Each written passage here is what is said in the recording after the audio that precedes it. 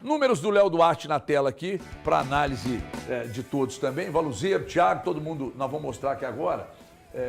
E aí, analisando os números dele. Tem um mapa de calor dele aí também, Andrezão? Tem, tá tudo aqui. Equipe boa, isso aí. Então tá aqui, ó, 29 anos, 34 jogos, 34 como titular, os minutos, assistência, jogos sem sofrer gols, os desarmes. Segundo informações, dizem que tem um ótimo passe, né? Então, o mapa de calor predominantemente pela direita, e ele tem muitos passes, e isso aqui é importante a gente apreciar, ele tem muitos passes decisivos, né? Então, nota-se que é um zagueiro que não é um zagueiro só para dar bicuda e para desarmar. Então tá aí os números e eu gostaria de ouvir. Ô HG, boa tarde para você, a todos no estúdio. Assim, eu tô imaginando o quadro de zagueiros hoje do Atlético, tá? Lianco, Juan, Vitor Hugo, Roman, e vamos colocar o Vitão ali com um asterisco, né? Porque ele não teve oportunidade nessa temporada, mas ele está lá no quadro. E chega o Léo Duarte. A questão o Léo Duarte está dentro daquele cenário que o Atlético desenhou para essa janela até então, de acordo com informações trazidas aqui no programa pelo Breno, por você, HG, Thiago e Elton, enfim, todos vocês já trouxeram informações, além de outros colegas da imprensa também, nesse caminho. O Léo Duarte, vejamos no que ele pode ajudar a defesa do Atlético melhorar. Agora, eu estou numa direção bem contrária de vocês. O Atlético, eu acho que ele pode não contratar mais um outro zagueiro. Existem outras posições no campo, para ficar bem claro, o meio-campo do Atlético precisa muito mais de 2 jogadores do que a defesa. O Léo Duarte agora, dentro desse cenário, ele vem para ser o 6º defensor, repito, com asterisco no 6º, que é o garoto Vitão.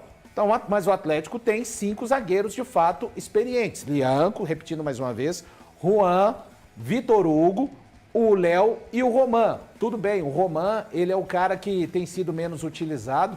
Eu vejo com dificuldade o Atlético trazer um outro zagueiro, repito, pelas necessidades do próprio Atlético. Se tem um setor hoje que pelo menos eu entendo que precisa de no mínimo 2 jogadores, é o meio-campo. Um camisa 5 e um jogador com capacidade criativa, já que hoje isso fica a cargo do Bernard e do Vitor Hugo, muitas vezes que jogam juntos.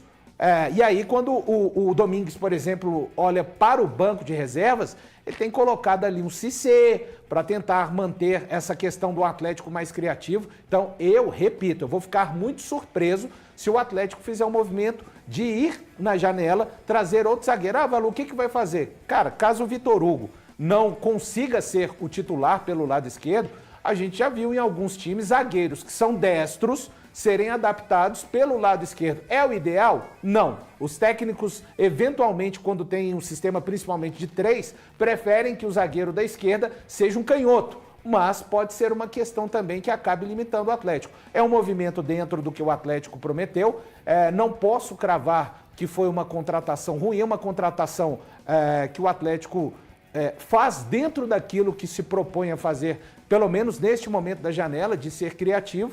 E vejamos em que o Léo pode contribuir com a zaga atleticana. De repente ele vai melhorar um pouco essa questão de um zagueiro construtor da bola aérea. Não pode ser colocado também no Léo Duarte de uma maneira solitária e individual a responsabilidade de subir sozinho o nível da zaga atleticana. Ô Valu, vendo o mapa de calor que estava no slide anterior... Volta para nós, Andrezão, depois nós vamos falar desse outro assunto aqui. Eu não consigo vê-lo jogando pelo lado esquerdo. Não, no caso, o lado esquerdo, o outro zagueiro, o Lianco, por exemplo. Mas o Léo Duarte...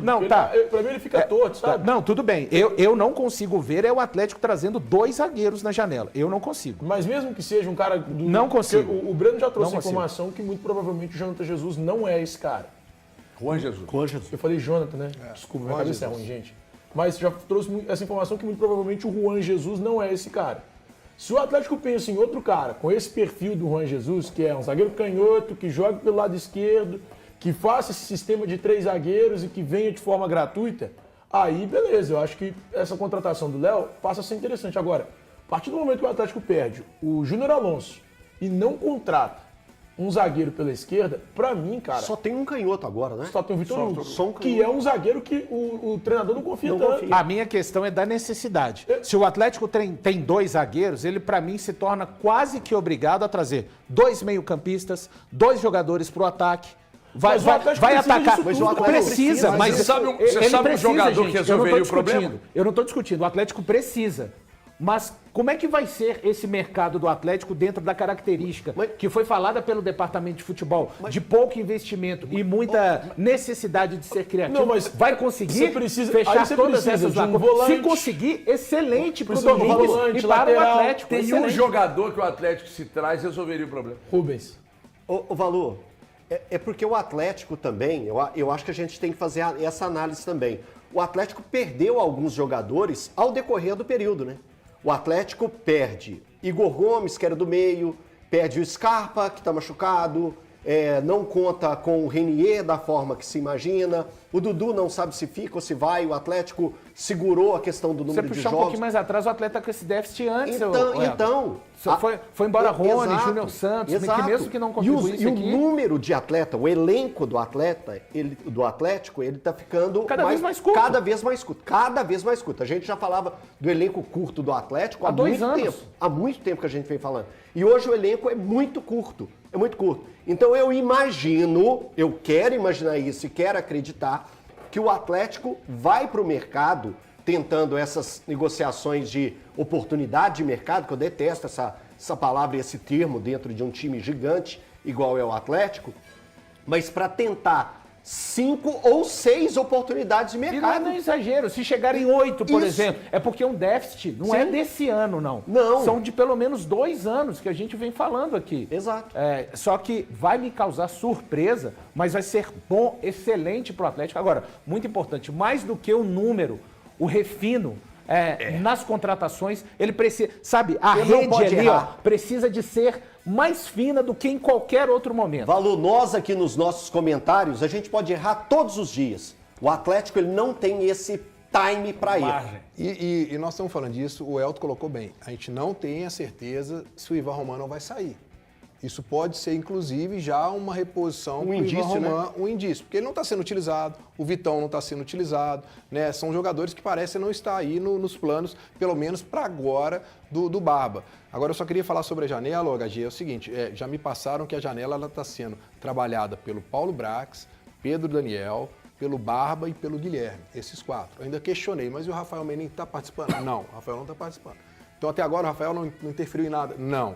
Mas vai interferir? Até agora não interferiu, não está participando. Então, torcedor, são essas 4 pessoas que estão analisando. E até fiquei sabendo agora que a indicação do Léo Duarte veio pelo Siga. Então, é um jogador que, como você acabou de falar, quem já imaginava que não era uma indicação do treinador, porque é um jogador que a gente sabe que não é do convívio dele, né? Daqui a gente já imaginava que era. Agora, eu acho que ele, se a gente analisar na questão dos zagueiros, se a gente for ver questão do Ivan Roman e do Léo Duarte, eu acho que o Atlético ganha mais com o Léo Duarte do que com o Ivan Roman, pelo menos na qualidade. Eu gostaria de perguntá-lo, por gentileza, ainda dentro dessa informação importante que você traz, do futebol do Atlético sendo construído entre 4 pessoas ali, existe, digamos assim, há uma corrente mais forte, exemplo, o Paulo Brax é capaz de trazer, porque é difícil existir uma unanimidade, ela pode acontecer, mas até que ponto, quem é o elo mais forte dessa corrente dentro da construção do futebol? Assim, quem tem capacidade, digamos, de trazer, e é isso a gente está falando aqui, não é para ter uma culpa. De fato, o VP, ele é quem puxa, até pela questão da hierarquia dentro do quadro de futebol do Atlético? Pelo que eu entendi, né, por exemplo, o Paulo Brax, ele hoje não tem autorização para poder contratar. Então, esse já é um ponto que o torcedor tem que entender. Contratar que você diz, contratar pagar, e colocar dinheiro para comprar. Dinheiro.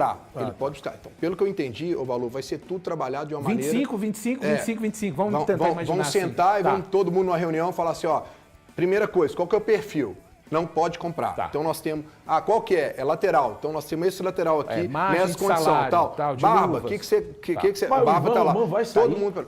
Não, a gente está trabalhando com a situação de que ele está insatisfeito. Isso é um fato. Perdeu o Ivan Romão e perdeu um cara extremamente promissor. Agora, ninguém está falando aqui que existe uma possibilidade. Completamente o oposto do que a SAF tem que fazer. Você perde um cara igual ao Ivan Romão. Totalmente o oposto. E dá 2 anos de contrato pro Vitor Hugo. A questão do Tomás Pérez, o Atlético não vai exercer, né? Não.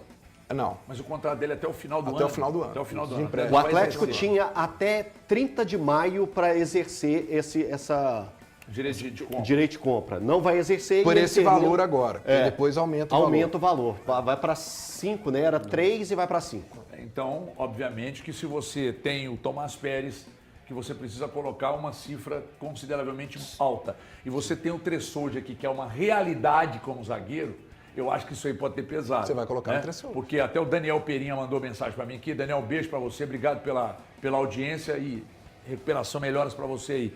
Perguntou aqui, HG, você disse agora aí, eu recebi num grupo aqui, que o Tressoldi, que é a direção do Atlético, confirmou, sim, eu acabei de receber a informação de uma pessoa do Atlético confirmando que o Tressoldi será contratado. Então, deve ter pesado.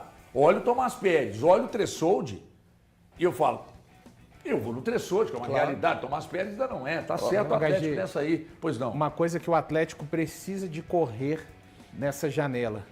Jogadores na situação do próprio Pérez e do Preciado. Qual situação? Jogadores que chegaram na primeira janela e hoje são são utilizados de uma maneira muito baixa. Isso se o Atlético, você imagina, dificilmente vão sair agora no meio dessa janela, tá? O Preciado ainda pode dar alguma resposta, mas os primeiros 6 meses dele de Atlético são bem decepcionantes. Sim. Eu acho que foi um jogador que teve oportunidades, no plural, de se mostrar. Pode ser que os próximos 6 meses sejam excelentes. É que a margem para o jogador ser útil no segundo semestre do futebol brasileiro vai ser muito pequena, Gadinho. Os jogadores vão ter que chegar realmente já de cara e tem a expectativa da Copa. Ajudar. A Copa pode ser um fator predominante. Porque se o Preciado chegar na Copa, vamos colocar que ele vai ser titular e arrebentar, cara, isso pode mudar totalmente a história dele na volta. Agora, quem vai arrebentar, sabe quem é? Porque se o juiz apitou a seleção de ofertas da CNR... Ô Nath Fiuza, o Everson já assumiu o posto de ídolo, inclusive, do Atlético. Você vê no Maicon essa característica, não para ser ídolo, né? Isso é só o tempo quem vai dizer, mas para chamar essa responsa, eu acho que o Lianco tinha tudo para ser, viu, Nath? Tudo. Mas escapa a marcha de vez em quando e aí desanda, viu, Nath? Pois é, o Lianco às vezes passa da conta, se perde um pouquinho ali no personagem, isso tem atrapalhado a trajetória dele, né? Depois da lesão também, a gente tem que ponderar, ele não tem conseguido jogar no mesmo nível que jogava antes, mas o Lianco é uma peça importante. A gente torce para que se recupere em todos os sentidos para seguir sendo também essa liderança, essa referência dentro do campo. Mas respondendo a sua pergunta sobre o Maicon, eu acho que sim, é um jogador que tem o perfil pela experiência, pela rodagem, né? Por ser um cara vivido também nas competições, isso às vezes faz muita diferença. O time está numa situação complicada, num jogo eliminatório, precisa, né, desses caras mais veteranos, mais experientes, mais cascudos do elenco chamarem a responsabilidade. Mas para além do Maicon, eu vejo um outro jogador com esse perfil e acho que essa liderança vem aflorando nele cada vez mais, que é o Renan Lodge. O Lodge, nas últimas semanas, acho que tirando o Everson, que é sempre muito regular, acima da média, o Lodge tenha sido dos melhores jogadores do Atlético, que mais tem chamado a responsabilidade, que mais tem aparecido para o jogo, tem ganho liberdade ofensiva nesse novo esquema do Eduardo Domingues. E no clássico, na vitória contra o Cruzeiro, eu senti de fato o Lodge ali quase que como um maestro, guiando, ajudando, ordenando o time. E naquele momento ali da expulsão do Lianco,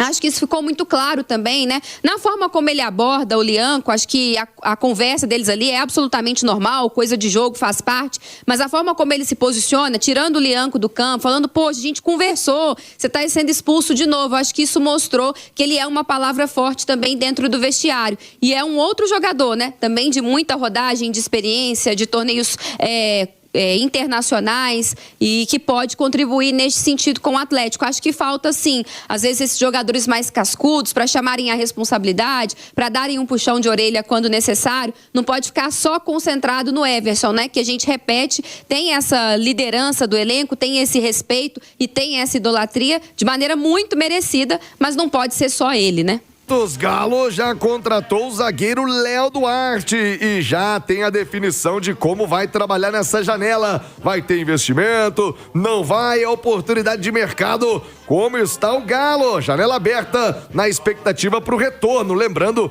Galo só volta a campo no dia 22 de julho, hein, Pedro Abílio? Um abraço. Boa tarde, Pedro. E estão de férias os jogadores por enquanto, né, Thiago? Boa tarde pra você, a todo mundo que acompanha a gente aqui no Rádio Esportes da Itatiaia.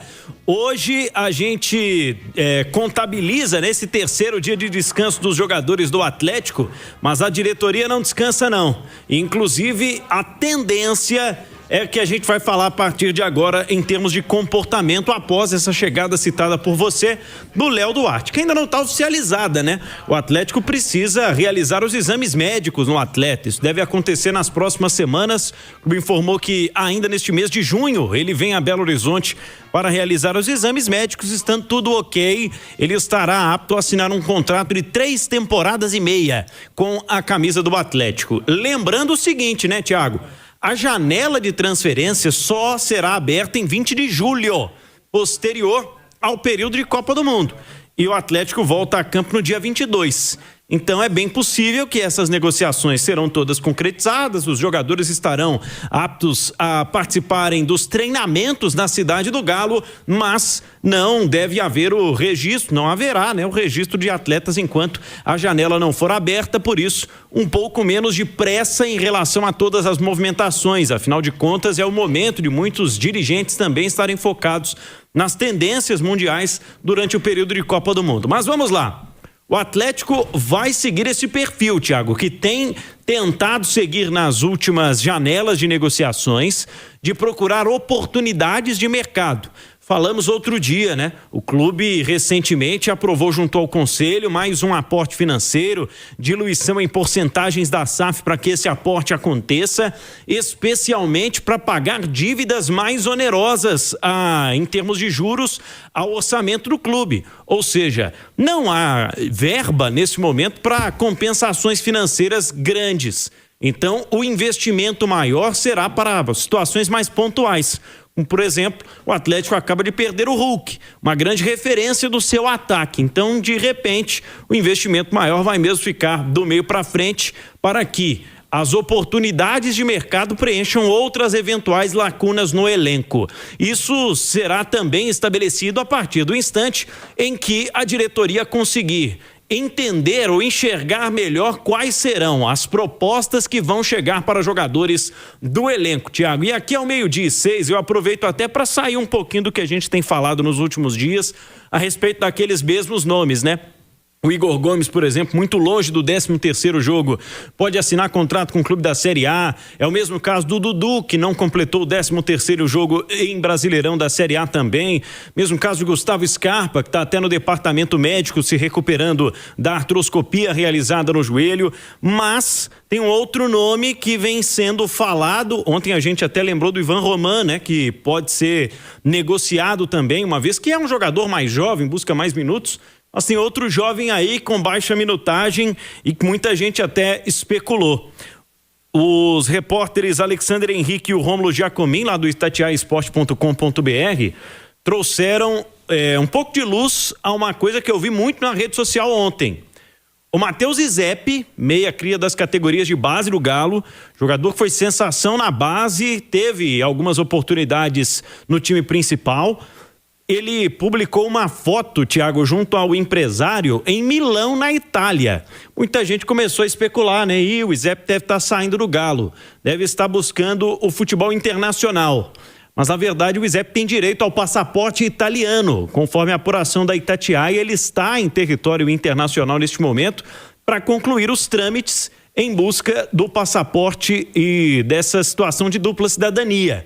Não há fortes indícios, né, de que haja propostas pelo jogador nesse momento, apesar de muitas especulações também envolverem o nome dele em uma possível saída. E uma outra situação que estou curioso para entender também é como vai ser o aproveitamento ou não da situação do zagueiro Rômulo, né, que terminou recentemente um período de contrato por empréstimo lá no Sporting em Portugal. Ô Pedro Abílio, você iniciou a sua fala sobre a saída do Hulk. E aí eu comecei a pensar, o Atlético tem líderes importantes desse elenco, mas perdeu também um pouco dessa identidade com a saída do Hulk. Você tem o Lianco, que exerceu esse papel de capitão algumas vezes, mas de vez em quando escapa a marcha, né? Então, não sei se é tão confiável. Aí você tem o Everson, mas é o goleiro, né? Quem vai ser o capitão do time do Atlético? Júnior Alonso, mesmo já na fase derradeira, já confirmada a sua saída, esteve também por algumas vezes como capitão. O Cláudio Rezende e você, Pedro Abílio, agora cobrindo o Atlético, vem dizendo sempre da necessidade de renovação, que eu acho um ponto fundamental, importante, me parece a intenção do Barba Domingues. Mas para trazer peso, para trazer referência a esse elenco, Ale, seria uma necessidade, ou você, que é caseirinho de muitos boleiros, o Everson pode ser esse grande protagonista do time do Galo? Ou você vê alguém com essa identidade para assumir esse papel no Galo, Ale? Não, o Everson vem sendo o protagonista técnico, né? Ele é o melhor jogador do time já há muito tempo, né? Você pode pegar aí de um passado recente, ele tem sido o cara mais regular e o cara mais decisivo do Atlético já há um bom período, né? Agora, em termos de liderança, eu acho que seria ideal ele dividir um pouco, né? Até porque ele não está ali na linha, né? Para participar das decisões, principalmente da arbitragem, para fazer as orientações para o pessoal do ataque. Eu acho que quem tem esse perfil, claro que ainda está construindo a sua história dentro do clube, é o Michael, né? O Michael tem essa liderança natural, era assim no Corinthians, é um cara experiente, é um cara rodado, é um cara vitorioso, que eu acho que aos poucos ele vai contribuindo nesse sentido. Agora, tecnicamente, o Everson é o grande destaque já há muito tempo, né, Tiagão? Ô Nath Fiuza, o Everson já assumiu o posto de ídolo, inclusive, do Atlético. Você vê no Maicon essa característica, não para ser ídolo, né? Isso é só o tempo quem vai dizer, mas para chamar essa responsa, eu acho que o Lianco tinha tudo para ser, viu, Nath? Tudo. Mas escapa a marcha de vez em quando e aí desanda, viu, Nath?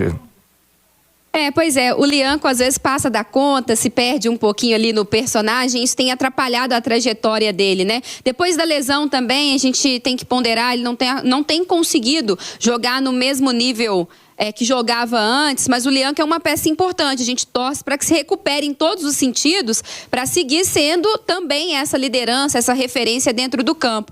Mas respondendo a sua pergunta sobre o Michael, eu acho que sim, é um jogador que tem o perfil pela experiência, pela rodagem, né? Por ser um cara vivido também nas competições, isso às vezes faz muita diferença. O time está numa situação complicada, num jogo eliminatório, precisa, né, desses caras mais veteranos, mais experientes, mais cascudos do elenco chamarem a responsabilidade. Mas para além do Maicon, eu vejo um outro jogador com esse perfil e acho que essa liderança vem aflorando nele cada vez mais, que é o Renan Lodge. O Lodge, nas últimas semanas, acho que tirando o Everson, que é sempre muito regular, acima da média, o Lodge tenha sido dos melhores jogadores do Atlético, que mais tem chamado a responsabilidade, que mais tem aparecido para o jogo, tem ganho liberdade ofensiva nesse novo esquema do Eduardo Domingues. E no clássico, na vitória contra o Cruzeiro, eu senti de fato o Lodge ali quase que como um maestro, guiando, ajudando, ordenando o time. E naquele momento ali da expulsão do Lianco,